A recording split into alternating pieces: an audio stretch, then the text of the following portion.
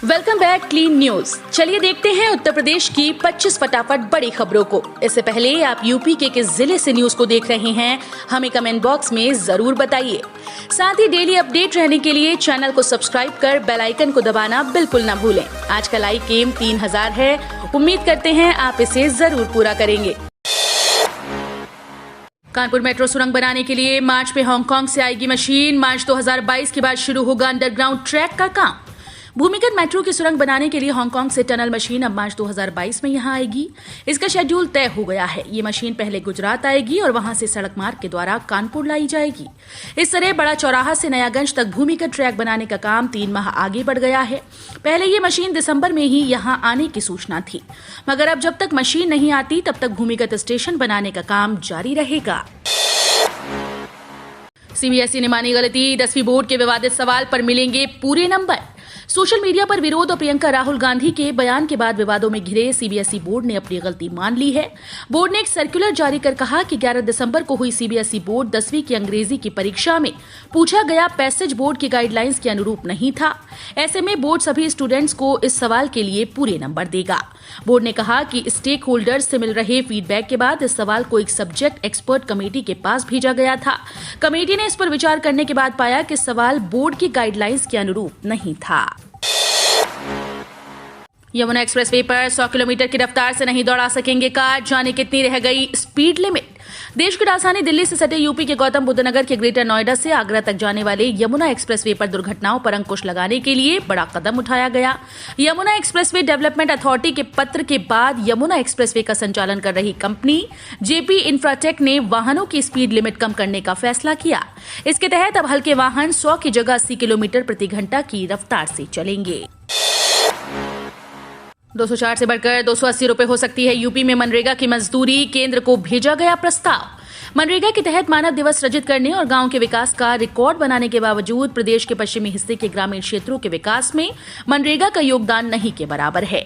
मजदूरी कम होने से इस जिलों में मनरेगा में मजदूर नहीं मिल रहे हैं। प्रदेश सरकार ने केंद्र सरकार को प्रस्ताव भेजकर मांग की है कि हरियाणा और पंजाब की तरह विकसित पश्चिमी यूपी के जिलों में मनरेगा मजदूरी की दरें बढ़ाई जाएं। निकायों में हर साल अब खाली होने वाले पदों पर होंगी भर्तियां।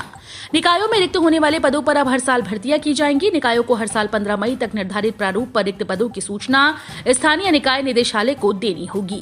निदेशालय इन पदों को भरने के लिए 20 मई तक अधिसूचित करेगा। इसके आधार पर तय प्रक्रिया के तहत इन पदों पर भर्तियां की जाएंगी। मौजूदा समय निकायों में अकेंद्रीयत पदों को भरने के लिए कोई एकीकृत नीति नहीं है, इसलिए कुछ निकाय तो खाली पदों पर भर्तियां कर लेते हैं और कुछ में सालों साल पद खाली रहते हैं। गांधी के नाम पर कई लोगों ने प्राप्त की सत्ता, लेकिन काशी में उनका सपना पहली बार हुआ पूरा। यूपी के मुख्यमंत्री योगी आदित्यनाथ ने सोमवार को किसी पार्टी का नाम लिए बगैर कहा कि महात्मा गांधी के नाम पर कई लोगों ने सत्ता प्राप्त की होगी, लेकिन काशी विश्वनाथ धाम के उनके सपने को साकार करने का कार्य पहली बार देखने को मिल रहा है। योगी ने वाराणसी में काशी विश्वनाथ धाम के नए स्वरूप के लोकार्पण का श्रेय प्रधानमंत्री नरेंद्र मोदी को देते हुए कहा। मुख्यमंत्री ने कहा कि आज बाबा विश्वनाथ धाम एक नए रूप में, नए कलेवर में सामने है और महात्मा गांधी की उस पीड़ा को दूर करने का भी एक माध्यम बना जो आज से 100 वर्ष पहले इसी काशी में आकर उन्होंने यहाँ की तंग गलियों और गंदगी को देखकर व्यक्त की थी। पहले मजदूरों पर फूलों की बारिश, फिर उन्हीं के साथ पंगत में बैठकर पीएम मोदी ने किया भोजन। प्रधानमंत्री नरेंद्र मोदी ने विश्वनाथ धाम का लोकार्पण करने के साथ ही इसे बनाने वाले मजदूरों को खास सौगात दी। ऐसी सौगात जिसे पाने की चाहत हर किसी की हो सकती है। प्रधानमंत्री मोदी ने लोकार्पण से पहले काशी विश्वनाथ धाम बनाने वाले मजदूरों पर फूलों की वर्षा की। लोकार्पण करने के बाद पीएम मोदी ने दोपहर का भोजन मजदूरों के साथ किया। मजदूरों और आम लोगों की तरह पीएम मोदी ने भी पंगत में बैठकर भोजन किया। वोट मांगने गए केशव प्रसाद मौर्य से लोगों ने मांगा रोजगार। उत्तर प्रदेश में विधानसभा चुनाव को देखते हुए सभी राजनीतिक दलों ने अपनी अपनी तैयारी शुरू कर दी है। बीजेपी के लिए मुख्यमंत्री योगी आदित्यनाथ प्रचार कर रहे हैं। गृह मंत्री अमित शाह पहले ही साफ कर चुके हैं कि अगर बीजेपी को बहुमत मिलता है और सरकार बनती है तो सीएम योगी ही बनेंगे। चुनाव को देखते हुए बीजेपी के अन्य नेता भी यूपी में चुनाव प्रचार कर रहे हैं। इस बीच डिप्टी सीएम केशव प्रसाद मौर्य का एक वीडियो वायरल हो रहा है। वीडियो में केशव प्रसाद मौर्य जनता के बीच पहुंचते हैं और अपनी बात रखने की कोशिश करते हैं, लेकिन सामने से लोग उनसे बिजली और टूटी सड़कों की शिकायत करने लगते हैं। शिकायत सुनकर केशव प्रसाद मौर्य लोगों को दिलासा देने लगते हैं। इसके बाद वहां मौजूद लोग उनसे रोजगार की भी बात कहने लगते हैं। रेलवे में इन पदों पर आवेदन का आखिरी मौका। भारतीय रेलवे इंडियन रेलवेज में नौकरी की तलाश कर रहे युवाओं के लिए अच्छा मौका है। दरअसल दक्षिण पूर्व रेलवे ने कई पदों पर भर्ती को लेकर नोटिफिकेशन जारी कर दिया। जारी किए गए नोटिफिकेशन के मुताबिक ये भर्ती अप्रेंटिस के पदों पर निकली है। इन पदों पर आवेदन की आखिरी डेट आज यानी 14 दिसंबर की है। जिन अभ्यर्थियों ने अब तक आवेदन नहीं किया वो आज 14 दिसंबर तक इंडियन रेलवेज की आधिकारिक वेबसाइट rrcser.co.in पर जाकर आवेदन कर सकते हैं। केशव प्रसाद मौर्य का दावा, लाल टोपी पहने हो या जालीदार टोपी, उससे उत्तर प्रदेश के उप मुख्यमंत्री केशव प्रसाद मौर्य ने कहा कि अपराधी चाहे लाल टोपी पहने हो या जालीदार टोपी, उसे किसी भी कीमत पर बख्शा नहीं जाएगा। मौर्य ने गाजीपुर के भड़सर में जनसभा को संबोधित करते हुए कहा कि अपराधी चाहे लाल टोपी पहने या जालीदार, उसे किसी भी कीमत पर प्रदेश की योगी सरकार बख्शने वाली नहीं है। अखिलेश यादव के दावे पर योगी सरकार का पलटवार। समाजवादी पार्टी के प्रमुख और पूर्व मुख्यमंत्री अखिलेश यादव ने काशी विश्वनाथ कॉरिडोर के लोकार्पण से पहले दावा किया कि ये परियोजना उनकी सरकार में मंजूर हुई थी। उनके पास इसे साबित करने के लिए दस्तावेज हैं। इस परियोजना की शुरुआत अगर किसी ने की थी तो वह समाजवादी पार्टी की सरकार थी। इसके बाद योगी सरकार की ओर से बताया गया कि श्री काशी विश्वनाथ धाम के विकास को लेकर 2012 से 2017 के दौरान कैबिनेट में कोई चर्चा नहीं की गई। 14 जिलों के 2.5 करोड़ मतदाता चुनेंगे 71 विधायक। वेस्ट यूपी में चुनाव की तैयारियां देखने पहुंची आयोग की टीम। चुनाव आयोग की बैठक में बताया गया कि इस बार मेरठ, सहारनपुर और मुरादाबाद मंडल के 14 जिलों में 2 करोड़ 68 लाख से अधिक मतदाता 71 विधायकों का चुनाव करेंगे। इसके लिए हर बूथ पर उचित और पारदर्शी व्यवस्था का निर्देश दिया गया। उप निर्वाचन आयुक्त डॉक्टर चंद्रभूषण कुमार और मुख्य निर्वाचन अधिकारी अजय कुमार शुक्ला के समक्ष बैठक में मेरठ मंडल के कमिश्नर सुरेंद्र सिंह, मुरादाबाद कमिश्नर आंजनेय कुमार सिंह और Saharanpur commissioner doctor Lokesh M ने मतदाताओं की संख्या और बूथ का ब्यौरा प्रस्तुत किया। अगर आपके पास है आधार कार्ड तो मिलेगा लोन, बस 2% लगेगा इंटरेस्ट। अगर आपके पास आधार कार्ड है तो आपके लिए कई काम आसानी से हो सकते हैं। आधार की तरह आज कोई जरूरी डॉक्यूमेंट नहीं है। आज के समय में आधार के बिना आप कोई काम नहीं कर सकते, चाहे आपके घर का काम हो या फिर कोई सरकारी काम। सभी के लिए आधार कार्ड की जरूरत पड़ती है। लेकिन हाल ही में सोशल मीडिया पर एक मैसेज तेजी से वायरल हो रहा है जिसमें दावा किया जा रहा है कि केंद्र सरकार आपके आधार कार्ड पर लोन की सुविधा दे रही है। इस लोन के लिए आपको सिर्फ 2% सालाना की दर से ब्याज देना होगा। सरसों तेल के दाम हुए धड़ाम, आप खरीदारी में ना करें देरी। देश भर में महंगाई आम लोगों की जेब पर डाका डाल रही है, जिसके चलते पेट्रोल, डीजल व खाद्य पदार्थों की कीमत आसमान पर है। इस बीच अगर आप सरसों तेल के खरीदार हैं तो ये खबर आपके लिए बहुत ही काम की है। नए साल में प्रदेश के राशन कार्ड धारकों को डिपुओं में और सस्ता सरसों का तेल मिलना शुरू हो जाएगा। खाद्य आपूर्ति विभाग ने सरसों तेल टेंडर की फाइनेंशियल बिड खोल दी है। इसमें एक कंपनी ने सबसे कम 160 रुपए प्रति लीटर सरसों का तेल देने की बात कही। केंद्रीय कर्मचारियों को जल्द मिल सकता है पुरानी पेंशन योजना का फायदा, सरकार कर रही तैयारी। केंद्रीय कर्मचारियों के लिए अच्छी खबर है, जल्द ही उन्हें पुरानी पेंशन योजना का फायदा मिल सकता है। केंद्र की मोदी सरकार कर्मचारियों के लंबे समय से चली आ रही डिमांड पर विचार कर रही है। केंद्र के कानून मंत्रालय से ओल्ड पेंशन स्कीम को लेकर राय मांगी गई। अब मंत्रालय से जवाब मिलने का इंतजार है। मायावती की बसपा ने अब तक घोषित किए 100 से ज्यादा प्रत्याशी। सतीश मिश्रा बोले अकेले लड़ेंगे चुनाव। बहुजन समाज पार्टी के राष्ट्रीय महासचिव सतीश मिश्र ने कहा कि भाजपा और सपा बैसाखी का सहारे विधानसभा का चुनाव लड़ रही हैं, जबकि बसपा अकेले दम पर विधानसभा चुनाव लड़ रही है। इस बार उत्तर प्रदेश का माहौल बसपा के पक्ष में है। बसपा ही बहुमत के साथ सरकार बनाएगी। फिर स्मृति ईरानी के मुकाबले चुनाव लड़ेंगे राहुल गांधी। 2019 में हार के बाद पहली बार अमेठी जाएंगे। कांग्रेस नेता राहुल गांधी 2019 के लोकसभा चुनाव में अपनी परंपरागत अमेठी सीट से हार गए थे।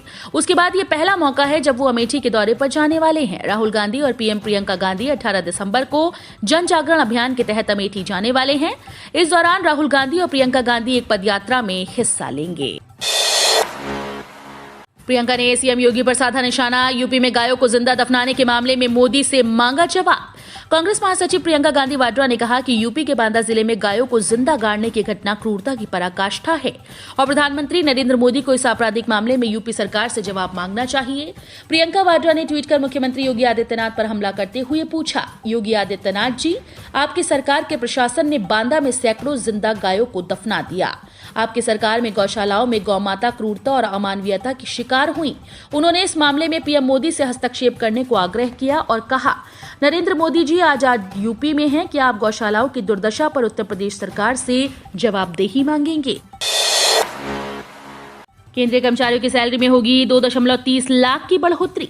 एक्सपर्ट्स के मुताबिक जनवरी 2022 में भी महंगाई भत्ते में 3% बढ़ोतरी की जा सकती है, यानी 3% इजाफा होने पर कुल डीए 31% से बढ़कर 34% हो सकता है।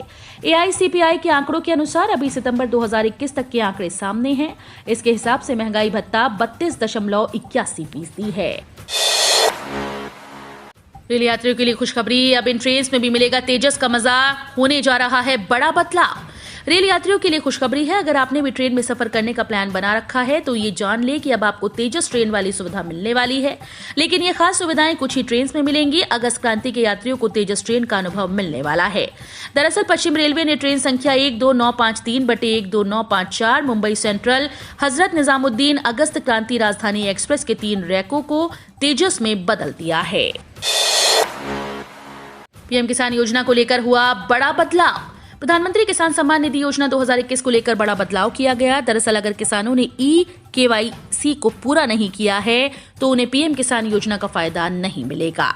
बिना इसके 2000 रुपए की राशि ट्रांसफर नहीं की जाएगी। रिपोर्ट्स के अनुसार सरकार ने पीएम किसान योजना की राशि पाने के लिए KYC को जरूरी कर दिया है। आप ये KYC मोबाइल, लैपटॉप और कंप्यूटर के जरिए घर पर बैठे हुए भी कर सकते हैं। 60 साल से ज्यादा आपकी आयु तो फिर खुल गई किस्मत, मिल रही इतने 1000 रुपए पेंशन। कोरोना वायरस संक्रमण ने ऐसा कहर बरपाया जिससे तमाम फैक्ट्रीज बंद होने से लाखों लोगों का रोजगार छिन गया। ऐसी स्थिति में पैसा कमाना बड़ी समस्या बना हुआ है। हर कोई पैसा कमाना चाहता है जिससे घर का खर्च आसानी से चल सके। ऐसे में पीएम मोदी सरकार भी लोगों की सहायता को आगे आ रही है। इस बीच अगर आप पीएम किसान सम्मान निधि के लाभार्थी हैं तो ये खबर आपके लिए काम की है। इस योजना से जुड़े लोगों को सरकार बड़े बड़े फायदे देने में लगी है। सरकार पीएम श्रम योगी मानधन योजना संकटित क्षेत्र के मजदूरों के लिए एक बेहतर योजना है। इसके तहत रेहड़ी पटरी लगाने वाले, रिक्शा चालक, निर्माण कार्य करने वाले मजदूर और इसी तरह के अन्य कार्यों में लगे हुए असंगठित क्षेत्र से जुड़े मजदूरों को अपना बुढ़ापा सुरक्षित करने में सहायता मिलेगी।